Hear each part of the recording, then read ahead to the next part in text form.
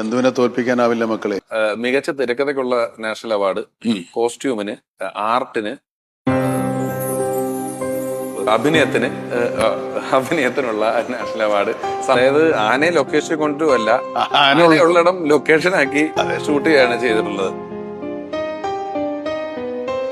Re release എന്ന് പറയുന്നത് ഈ സിനിമയോട് കാണിക്കുന്ന ഒരു ബഹുമതിയാണ്, ഒരു ബഹുമാനം, ഒരു അംഗീകാരം. MT വാസുദേവൻ നായർ സാറാണ് പറഞ്ഞത്, ഈ കഥാപാത്രം മമ്മൂക്കയിലൂടെ തന്നെ പുറത്തേക്ക് വരണം. ചന്തു ചതിയനാണ്, ആരോമൽ ചേവരെ കുത്തിക്കൊന്ന ആളാണ്, കുത്തുവിളക്കിന്റെ തണ്ട് താഴ്ത്തിയ ആളാണ്. സൗഭദ്രം എന്ന് തോന്നി, പുരഞ്ജയം എന്നൊക്കെ ഇങ്ങനെയുള്ള വാക്കുകളുണ്ട്. പുരഞ്ജയം എന്ന് തോന്നിക്കുന്ന ഇവിടെ കടത്തനാടനടവോ അല്ലെ, ചാടി വാള് പിടിക്കുന്ന രംഗമുണ്ട്. എല്ലാ പ്രാവശ്യവും ചാടുമ്പോ ഈ വാള് പിടികിട്ടൂല, ഒരു പ്രാവശ്യം ആ വാളെന്റെ തൊടയിൽ ഇങ്ങനെ കുത്തിക്കയും. വല്ല അത്ഭുതം എന്ന് പറഞ്ഞു കഴിഞ്ഞാൽ ആ സിനിമ ഇറങ്ങിയ കാലത്തൊന്നും നമ്മളിങ്ങനെ ഇരുന്ന് സംസാരിച്ച് ഒരു ടെലിവിഷൻ ഇന്റർവ്യൂ ഇല്ല.